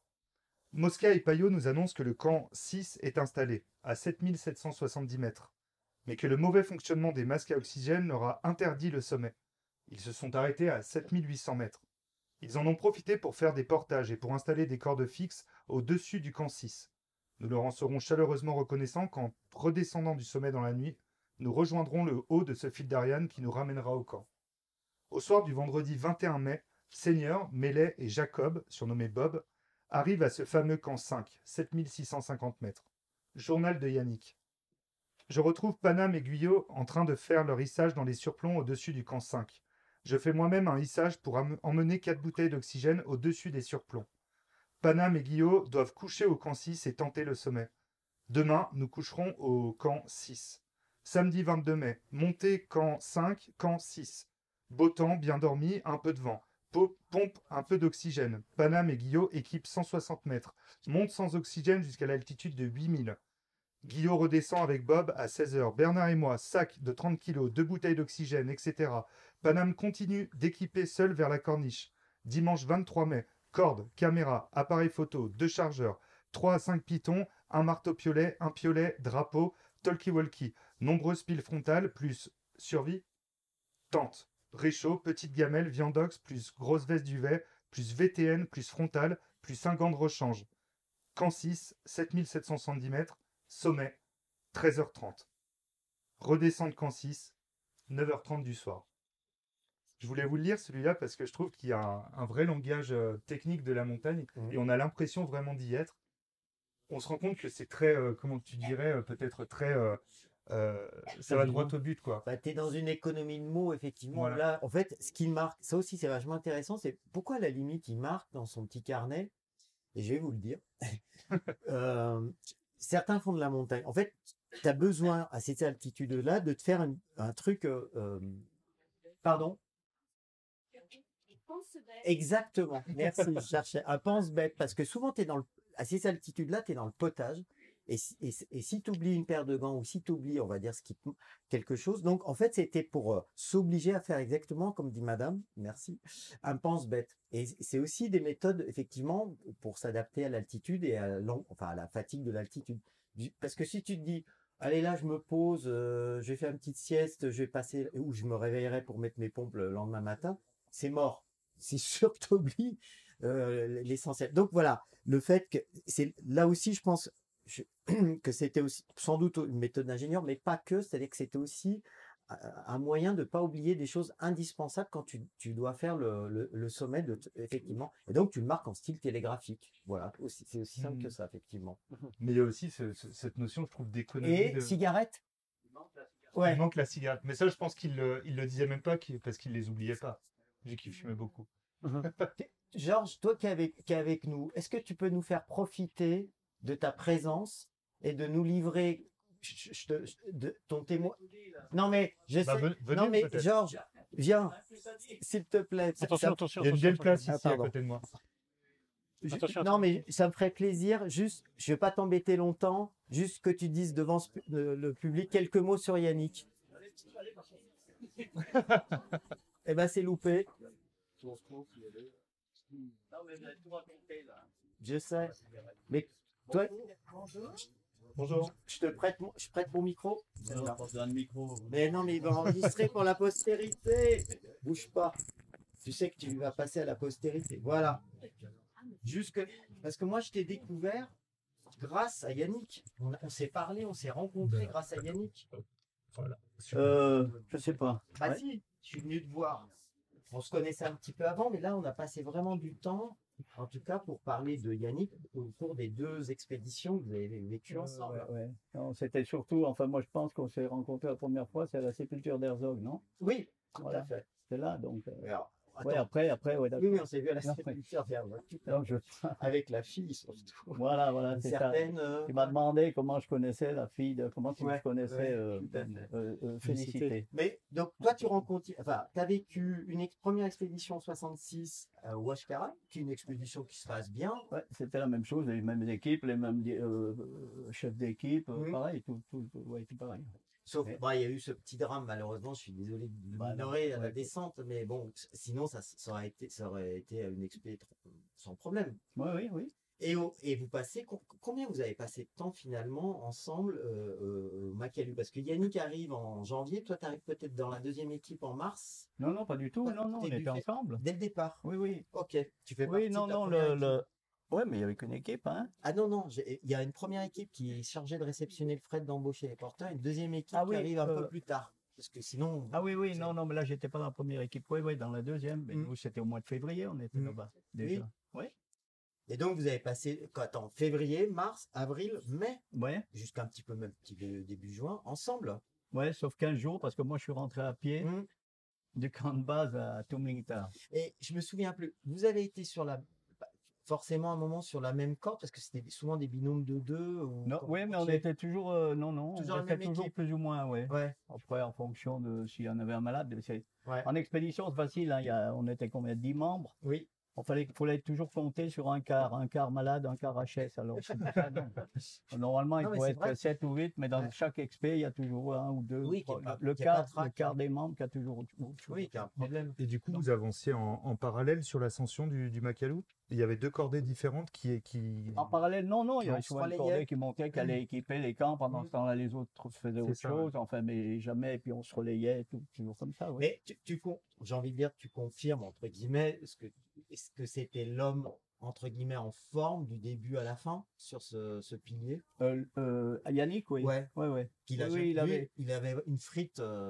Oui, c'est sûr quelque chose de plus. Bon, peut-être acclimatement à l'altitude ou autre chose, malgré la cigarette qu'on vient de parler, parce que c'était matin, soir, la cigarette, puis il s'arrêtait pas. C'est vrai. Mais c'est vrai qu'il avait ça en plus, enfin déjà depuis le début, depuis tout le temps. Mais c'est vrai que le Makalu, il y a de l'escalade, on est d'accord. Oui, cette il y a ligne beaucoup de neige, là, tout le camp 1, là, les jumeaux après toute la reste de neige pour aller au camp 2. Et après, il y a le grand, on voit sur les photos, le pilier, ce qu'on appelle, pilier on appelle le pilier de Makalu, le pilier ouest, cette partie verticale, voilà. Vraiment Et puis vertical. après, c'est du rocher, neige, Ouais. mais une partie très dure. Et puis en plus, juste pas loin de 8000. Et c'est lui qui équipe cette Bah, partie-là. ouais, En ouais. qui fait- Le plus souvent, Ouais, dans qui- ces passages difficiles, c'est Ouais. lui qui était devant, avec, je crois que c'était Avec souvent avec Melet ou avec Paris, Ouais. comme ça. Ou le plus jeune, comment il s'appelait? J'ai un trou. Guillaume? Guillaume, Ouais, François. Guillaume François. Ouais, il y avait François. Mais les affinités, c'est même pas Robert Parago, le chef, qui les qui a a fait. décidés. Non, Ouais. déjà dans la marche d'approche, Mhm. bon, on essayait, enfin, c'est de pas être 2 partantes, pas qu'il y ait que 2 personnes après, beaucoup trop d'affinités. On changeait presque tous les jours, on changeait de tente. On se mettait avec quelqu'un d'autre comme Ah ça. ouais? Oui. Mais Pendant ça- les ça marches pourrait d'approche- presque être sexuel. Les marches d'approche, on faisait comme ça, plus ou moins. Comme ça, tu n'avais pas trop d'affinités. D'accord. Et puis, mais après les affinités, bon, moi avec Mosca, il y a une question d'âge, une question de d'affinité. oui, comme ça, mais Chouka, hein, donc Oui, Chouka. Chouka, oui, je sais pas pourquoi il l'avait surnommé comme Ouais. ça d'ailleurs. Il paraît d'ailleurs que quand j'ai revu pour la préface Robert Parago, donc je l'ai vu quelques mois avant son décès. Ouais, décédé en novembre. Voilà. Et je le sais, hein, c'est le 11 juin ou 12 juin que je suis allé voir les. Bref. Chez lui, Bah, non, ouais, à Jouy, Ouais. en Josas, dans son là. Et il paraît que vous aviez une tête de Turc dans le groupe du Macalu et que lui a mis bon ordre à ses côtés. Tête du... Au Macalu. Ouais, il y avait une tête de Turc dans le groupe. Mais bon, si tu t'en souviens plus, tu t'en souviens Erdogan. plus. Oula! Il a réfléchi, ça y est, il a compris. Ça y est, Non, mais je 2 sais pas, secondes. non, mais j'essaie de voir là quand bon, par Non, non, Bérardini, peu importe. Mellet, Guillaume, Mosca, Yannick, qui y avait encore? Enfin, peu importe. Ce qui Paris, Paname, non, ben non, Paname, non. Gégère. Mellet, non, Jacob. non, oui. Ouais. Non, mais je sais pas. Je sais pas. Non, Je bah sais justement, pas, Bob, mais- Bob, le Parisien, Bon, je sais tu te souviens, lui qui a dû partir d'ailleurs du camp parce qu'il était malade et de revenir avec l'équipe de télévision. Il y avait un Parisien dans l'équipe. ouais, non, mais oui, il y a des tas de choses que. Notamment Robert je me Jacob, souviens alias pas, Bob. Ouais. Ma foi, peut-être. Ma Mais foi. alors, oui. Bon. Moi, j'aurais une Moi, j'ai question. pas vu. Pourquoi, du coup, éviter les affinités comme ça et rouler parce que j'ai l'impression dans Faut pas une que cordée. les gens se mettent toujours ensemble, et restent ensemble dans leur petit coin, et puis Ouais. vis-à-vis des autres, quoi. Ouais, que ça fasse peut-être des Des histoires, des jalouseries, jalouseries. voilà, Ah, un peu ouais, comme d'accord. ça. Je sais pas, mais enfin. Mais Ça, je l'ai fait globalement, souvent dans ce que tu plusieurs m'avais dit, expéditions. toi d'en faire un paquet, c'est une grosse expé nationale, c'est Bah, la première, ouais. c'est une de celles qui t'a, où ça s'est le mieux passé grâce à Robert Parago. C'est une belle, enfin, je veux dire, vous réussissez le sommet, mais globalement, entre les hommes et au management, entre guillemets, de Robert Parago, c'est un bon moment, quoi. Oui, non, moi la meilleure expédition que j'ai faite, c'est au Puy-Maury, parce qu'on est tous allés au sommet, mais D'accord. c'était pas une expédition nationale, c'est une Mhm. expédition des profs de l'ENSA. Mhm. Ça, c'était en 72. D'accord. Parce que moi, ma première expédition, c'était au Népal aussi en 60. Non, pas au Népal, c'était au Pérou. Là, c'est Avec 66. celle-là qu'on parlait. Ouais. Là, il y a eu l'accident du Prince Ringuet. Ok. Après, en 70, à l'Annapurna, la chaîne des Annapurna, un petit sommet, le pic sud, un petit sommet de 7000 et quelques là. Là, il y en a 2 qui sont allés au sommet seulement. Après 71, le Macalu. Mhm. Donc, les accidents, non. Après 72, 74, après l'Everest, accident. Mais le Macalu, oui, parce que en 8000, donc ça, c'était pas mal. Et le pilier ouest du Macalu. est-ce qu'on peut dire que c'était un élément fédérateur dans une expédition, Yannick Seigneur Euh, Oui, si. Non, c'est Si, nous, en plus, bon, peut-être pas parce que les amateurs et les guides, enfin, il y a beaucoup d'expéditions. Et au début, c'était un peu, on voit bien les histoires avec Ouais. Armand Charlet et tout ça, qui était en 36, qui devait partir en expédition en tant que guide. Il avait refusé parce qu'il voulait être rémunéré. Donc ça, c'était problème. Après, il y a eu beaucoup de guides. Parago choisissait dans l'expédition, c'était moitié guide, moitié amateur, ou même plus guide qu'amateur. D'accord. Et là, avec Yannick, il n'y avait aucun problème parce qu'on avait cette formation de guide professionnel. Donc ça. Non, c'était.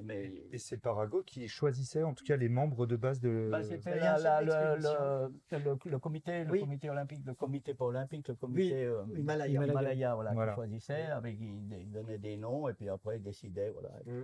Puis après il regroupait 1, 2. Bon, il y avait Parago Berardini, ça c'est sûr. Après il fallait un médecin, donc c'était complet. Et puis après une personne, Yannick, et puis après avec Yannick et puis après il se réunissait à 4 ou 5, puis qui maintenant, qui, voilà. En fait, il formait après, une équipe nationale En fonction de, comme de foot. C'est-à-dire un Pareil. mélange de gens expérimentés et de jeunes. Voilà, et puis des gens un peu de toute la France, comme Mm. Guillaume du côté de Marseille, ou bon, des guides, il y en avait pas mal quand même. Gégère, Guillaume, Mosca, Seigneur, moi, Paris. C'était quand même pas mal de guides. Et Paris, il de n'est pas guide. professionnels. Hein? Paris, il n'est pas guide. Paname, si, les guides. Bah non. et, Ah non, attends. Non. Jagger, oui, mais pas Paris. Ah oui, il n'est pas guide. et dites-moi, Tu vois, je sais pas. et- Mets tout le monde dans le même- mets tout le monde dans le même sac. et l'accident de Le Prince Ringuet à la descente du Macalus, ça a dû traumatiser. Non, pas du Macalus, Non, c'est d'un- la d'un- Ouest d'un 40, d'achat, des chutes de ça- pierre. d'une chute de pierre, ça a dû traumatiser l'équipe. C'était à la descente, on avait fini l'expédition, on avait fini l'ascension, tout était fini. Ouais, bon, c'est sûr que je sais pas, je vais pas dire force d'habitude, mais c'est certain que ça file un coup, mais je sais pas, on n'a pas eu de. Ça fait partie Après, du risque. oui, des chutes de pierre, descendaient sur les cordes fixes. Puis à l'époque, on avait genre de descendeurs, je sais pas, c'était les pierres Alain, ou enfin, il y avait, bon, un système, mais voilà. Alors, je posais à Philippe tout à l'heure la question de son sous-titre, l'iconoclaste, en parlant de Yannick Seigneur. Est-ce qu'il était vraiment différent des autres alpinistes de son temps? Est-ce qu'il avait un côté rebelle ou transgressif ou euh, euh, Yannick, il voulait toujours aller, bon, il avait cette volonté, toujours faire quelque chose de nouveau. Tu disais, bon, d'ouvrir, rechercher des nouvelles voies, un peu comme a été Contamine, un peu d'autres comme ça, de faire des choix avec les personnes qui voulaient bien aller avec lui, parce que de décider, bon, il y a pas beaucoup. Tu n'as pas demandé dans des guides de Chamonix, il n'y en a pas beaucoup, non? Non, il y a eu Bettembourg. Georges, c'était court et intense. Voilà, oui, c'est ça. Mais c'était deux caractères. Bon, il y a eu Chouka, avec qui il a fait beaucoup de. Et Chouka, qui était un pote. Oui, mais je veux dire, guide, tu vois, de la compagnie des guides de Chamonix, tu sais, si on peut faire les différences, parce qu'il y a toujours eu. Avec Jacou, ça ne matchait pas trop, tu te souviens? Ah ben ça alors. Ah non, mais tu vois, s'il m'aurait dit Jacou ou Ascarin, je t'aurais dit oui. Ouais. Et puis avec Bâtard, les relations avaient été un peu rugueuses. Avec qui, Marc Bâtard? Oui, non? On n'a jamais été en expédition avec lui. Oui. Oui. Après, oui. Non, mais après, pour faire ces expéditions, de faire ces équipes, il est obligé d'aller chercher. Si on lui a reproché, rappelle-toi, à un moment, je ne sais plus en quelle année, il recrute Patrick Béraud. Ah ouais. Tu te souviens de Patrick, qui était à l'époque une petite Formule 1, et il l'emmène au Nanga Parbat. Et en fait, il monte trop vite en altitude. Et Patrick, ça a été sa première et pratiquement dernière expérience en Himalaya, parce que on voit d'ailleurs, c'est filmé, je crois que c'est Jean-Raphaël Assiette qui tourne le film, mais il fait une œdème pulmonaire, et on le voit qui rampe dans la neige, parce que là, ils sont en train de le redescendre, il y a Yannick qui est au-dessus, les deux Allemands en dessous, mais c'est dans la partie basse, heureusement, du Nanga. Et il est vite redescendu, mais on lui a reproché ça encore à Yannick. Je me souviens des personnes, que je ne citerai pas le nom, mais c'est de sa faute s'il l'a fait monter trop tôt, trop vite, trop. Alors là, tu dis, écoutez, oui, maintenant c'est deux adultes consentants, peut-être qu'effectivement, ils sont montés trop vite et que Yannick avait la caisse et que Patrick, n'ayant pas d'expérience, l'a suivi comme un lièvre et malheureusement, il ne s'est pas acclimaté. Mais c'est souvent on reprochait à Yannick, dès qu'il y avait un souci, effectivement, je pense que sa belle gueule, ses réussites en général, faisaient que dès qu'il y avait un petit grain de sable, il était souvent. Je sais pas ce que tu en penses. Je sais pas, s'il voulait tester les gens pour mettre les gens à son niveau, ou si c'était comme ça, mais il pensait que tout le monde. Regarde maintenant qui c'est, il y a Eric Graziani, lui, il va partout sans problème, et il y en a pas beaucoup qui peuvent le suivre, aller avec lui. Bon, à la limite, il faut arriver à faire des solos après, ou je sais pas. Il disait qu'il était un amoureux de la montagne, mais que la montagne ne l'aimait pas. Et en fait, il n'a pas eu de chance parce qu'il a souvent tutoyé les sommets et pris par le mauvais temps au dernier moment. Oui, mais ça, je sais pas s'il voulait faire comme Bonatti. Bonatti, il partait toujours quand il faisait mauvais temps, lui. Non, mais c'est vrai, si vous regardez un peu les courses de Bonatti, et puis après, c'est ce que tout le monde en fait. Mais, je sais pas. En même temps, en Himalaya, je veux dire, dans ces années-là, et même encore aujourd'hui, je suis pas sûr. Certes, ils ont des routeurs météo qui peuvent leur donner des fenêtres de tir, mais en 74, 75, 67, en tout cas jusqu'au milieu des années, je sais pas. Non, il n'y avait rien du tout. Il n'y avait rien, c'est rien. C'est doigt mouillé, quoi. Nous, en 74, tu parlais d'expédition. L'expédition à l'Everest, en 74, où il y a eu un accident aussi, 6 morts. Avec Georges. Avec Gérard et 5 Sherpas. On est parti avec 15 tonnes de matériel en 74. 5 tonnes de nourriture. 300 Sherpas. Il y avait 2 ou 3 porteurs qui ne portaient que les cigarettes. Oui, parce que ça aussi. Les cigarettes, quand on partait, Ouais, il y avait bon, il des fallait tout le caisses. matériel. Les cigarettes, c'était 2 cigarettes par jour par porteur.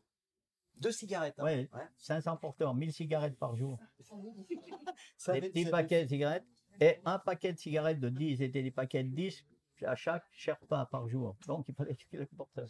Et il fallait 1 ou 2 porteurs pour porter tout l'argent, la caisse, le. Voilà. Oui, il y avait de l'argent liquide.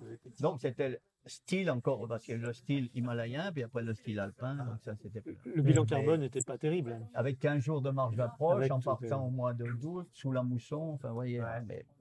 Donc, c'est vrai que c'était, on peut le dire, une expédition. Oui.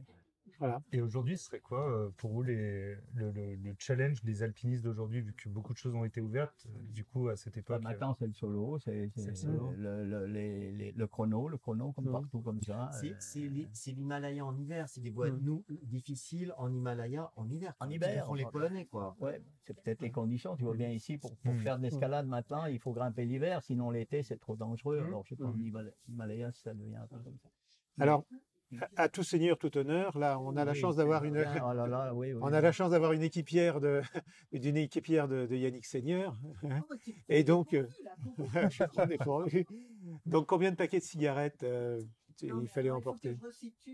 Est-ce que vous pouvez juste vous présenter parce que moi, Voilà. Non, mais moi je suis lambda. Enfin, je Oui, suis Elle était une cliente D'accord. de Yannick. Alors, je commence à avoir un doute sur l'année. Pour moi, c'était 71. Vous allez me dire si c'est possible ou pas. On était 4 jeunes et on voulait faire le Mont Blanc. Et on se dit, on va aller au culot, on va aller au bureau des guides à Saint-Gervais, et on va prendre un air très naturel en disant, est-ce que Yannick Seigneur est disponible? Au lieu de dire, est-ce qu'on pourrait... Non, non, on Ouais. prend un air. Et la personne qui était à l'accueil dit, attendez, Yannick Seigneur, oui, oui, il est libre pour le jour que vous voulez. Yes. On se dit merveille. Et donc, Voilà, on vient au rendez-vous. On n'est jamais monté au Mont Blanc parce qu'il y a eu une tempête épouvantable d'été et on a dû en descendre, malheureusement. Mais alors, un type qui se la joue pas ça a bien neigé. Hein, C'est juste. vis-à-vis. Oui, c'est juste.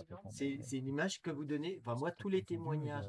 Il était heureux en montagne, il était heureux d'encadrer. Alors, je sais plus combien de Oui, gosses à lycéens comme beaucoup de guides. qui étaient Comme en beaucoup stage de guides. d'alpinisme, ouais.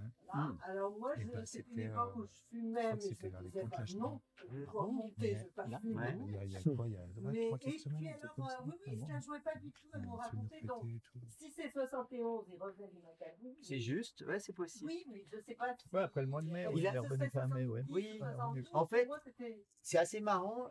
Enfin, dans la chronologie, il rentre, il rentre fin mai, début juin. En fait, pour tout vous dire, quand ils rentrent, ils ont droit à quelques jours. Enfin, quand ils rentrent du camp de base, il faut le temps de rentrer parce qu'en fait, il y a eu deux. Pardon, il y a eu deux. J'ai appelé le pilote d'hélicoptère. Tu te souviens qui venait? Bernard Segui. Merci. Qui est Quand toujours vivant. on est arrivé au camp de base après le sommet, tout ça, bon, Robert Parago avait parié, il s'est rasé la moustache, tout ça, et Bernard Segui est venu en hélico, c'était le pilote du roi, il y avait une Alouette 3 blanche, magnifique. D'ailleurs, c'est même lui qui nous a amenés, moi et Paname, on était arrivés un jour après. Voilà, vous avez droit à l'hélico. Et l'hélico est arrivé là, tout de suite au camp de base, hop, le chef d'expédition, le Toubib, vite Yannick Seigneur, mêlé dans l'émission. Moi, j'étais resté derrière avec Bérardini et Chouka, comme ça. Allez-y. Il fait un voyage à la fin du camp de base du Makalu jusqu'à Katmandou. Bon, l'hélico, je sais pas, ça a dû le prendre peut-être 2 heures. Oui, c'est heures et ça, demie, 3 heures. maxi, ouais. Il revient une deuxième fois, comme ça, il se repose. Bon, allez, tout le reste de l'expédition, allez-y, on attend. Et puis, il restait juste les 3, là, et puis un Sherpa, puis un Mollet. L'hélico n'est jamais revenu. À cause du plafond nuageux. Ouais, ben, tout de suite, là, c'est le Népal, bon, à telle heure. Puis un jour, 2 jours, on a attendu, 3 jours. Et après, on s'est dit, allez, il faut se casser, là, parce que... Et on a mis 13 ou 19 jours pour rentrer du camp de base de Makalu à pied. Ce qu'on avait fait. À l'année, ouais. 19 jours jusqu'à Tumlingtar. Ouais. Alors Paragon nous avait envoyé des porteurs de temps en temps pour nous donner de l'argent. En fait, quand on est parti, il fallait descendre une grande vallée comme si on était parti du Brévent dans la vallée de la Dios comme ça pour reprendre le chemin. Et après, quand on était dans le monde, le flic venait nous chercher, mais trop tard. Ah, ouais. Mais ça a été magnifique ce retour à 3 comme ça. Bon, On marche ensemble. Oui, comme ça. Mais c'est un personnage étonnant, ce Bernard Segui, c'est le 13e homme de l'expédition. Au départ, vous voyez, souvent, il faut creuser. Je me suis dit, bon, c'est un pilote d'hélico qui est là. En fait, ce qui s'est fait, moi, j'aime bien les petites anecdotes parce que souvent, elles permettent de relier les choses les unes aux autres. La France vendait déjà des appareils, parce qu'on était un grand pays producteur d'hélicoptères, qui avait une société qui produisait des très bons hélicoptères. Et donc, en fait, ils n'avaient pas de pilote. Et donc, on avait envoyé au Népal ce garçon qui travaillait pour Sud Aviation, donc qui produisait les Alouettes 3, pour former sur place. Et en fait, comme il avait du temps, et que je pense que ça se faisait à la va comme je te pousse à l'époque, vous avez payé quand même un petit peu de quelque chose pour le carburant, parce qu'il m'a expliqué que ça coûtait quand même.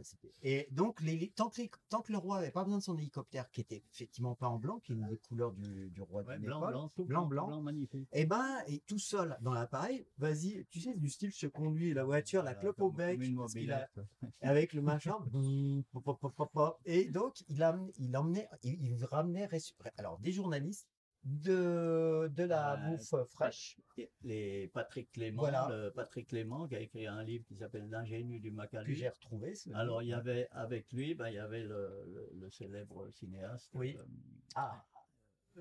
Les Janssen, les frères Janssen, oui. Très très connus. Alors là-bas c'était plutôt la fumette. Tu regardes une photo de Patrick Clément, je ne sais pas s'il y est dans le bouquin du Macalou. Janssen aussi. Mais Janssen avec il avait une espèce de BRS apathy. Voilà, ils sont venus faire une interview là-bas au camp de base. C'était assez folklore. Et les interviews, mais on se croirait dans ce film, je ne sais plus comment il s'appelle, qui est donc de Patrick Clément. C'est un film de 26 minutes. Je ne sais plus comment il a intitulé ça. Et si la montagne était là, tu sais, ces titres un peu, bref, un télo. Et tu vois une longue interview close-up, c'est-à-dire dans la tente, mais style, on discute comme si deux nanas discutaient, c'est-à-dire une longue interview par Patrick Clément de Parago, qui parle de la vie, des femmes, Et là, tu dis, mais quand est-ce qu'ils vont nous montrer une image de montagne avec cette couleur rouge de la tente, puis ça lui fait un visage justement en Rubicon et c'était du style un peu des films un peu foutraque. Mais qui sont sympas quand tu les regardes. Tu sais, ils cherchent pas. Voilà, ils sont restés dans le camp de base. Voilà. Comme ça, mais et effectivement, bien chargé. Quand il y a une partie de l'expert rentrée assez vite à Katmandou, et Yannick a fait du shopping. Et ce que m'avait raconté Panam, qui est dans le livre d'ailleurs, et à un moment, il achète des fringues pour une femme. Et Panam lui dit, mais ça, c'est pas pour Daniel, qui était sa première épouse. Et là, Yannick lui dit, avec petit sourire, eh ben non, c'est pour Marie-Claude. Et là, Yannick avait changé, enfin, entre guillemets, effectivement, avait rencontré sa future seconde épouse en janvier 71. Il partait, et effectivement, entre-temps, en fait. Tous les secrets. Non, mais aujourd'hui, effectivement, il y a prescription. Oui, bien sûr. Il y a prescription. On passait du carnet de course au carnet rose. Effectivement, ça, c'est un des aspects des années 70 aussi. Mais en fait, quand ils étaient à Katmandou, donc ils étaient pratiquement 20 jours, 15 jours à nous, ils se sont emmerdés. Et Robert Parago ne savait pas quoi faire de tous les membres de l'équipe. Oui. Parce que rester 15 jours à Katmandou après une expédition, tu as envie de vite rentrer à la maison. Mmh. Alors, il leur a payé le billet. Je crois qu'ils sont allés à New Delhi ou à Khajuraho ou pour Sakri ou je sais pas, à Benares. Je crois qu'il les a envoyés un peu tourner en attendant, faire du tourisme. Mmh. Est-ce que il est 5h05? Voilà. Vous avez des questions à poser? Certains d'entre vous sont allés au Népal ou dans des expéditions? Non? En tout cas, on a eu la chance d'avoir Georges Payot, qui a donné un témoignage vraiment de première main, et puis qui a pu étayer les propos d'un biographe passionné.